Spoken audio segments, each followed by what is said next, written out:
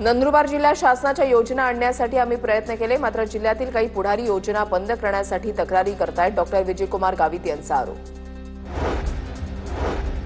बीड ते परळी रेल्वेमार्ग भूसंपादनाची प्रक्रिया वेळेत पूर्ण करा, जिल्हाधिकारी विवेक जॉन्सन यांचे आदेश.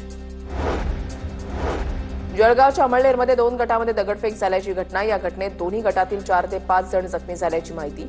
परिसरात तणावपूर्ण शांतता असून पोलिसांचा मोठा बंदोबस्त.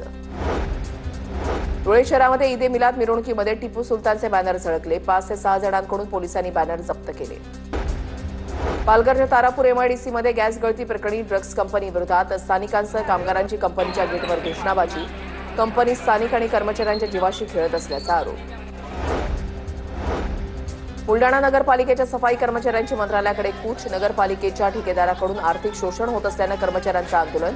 किमान वेतन देण्याची सफाई कर्मचाऱ्यांची मागणी.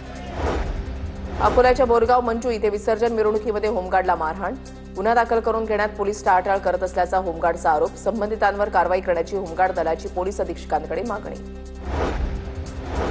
सोलापूर रेल्वे स्थानकाच्या बाहेर बेवारस बॅग सापडल्यानं मोठी खळबळ. पोलिसांना निनावी फोन आल्यानंतर घटना उघडकीस. बॉम्ब शोधक नाशक पथकाकडून बॅगची तपासणी.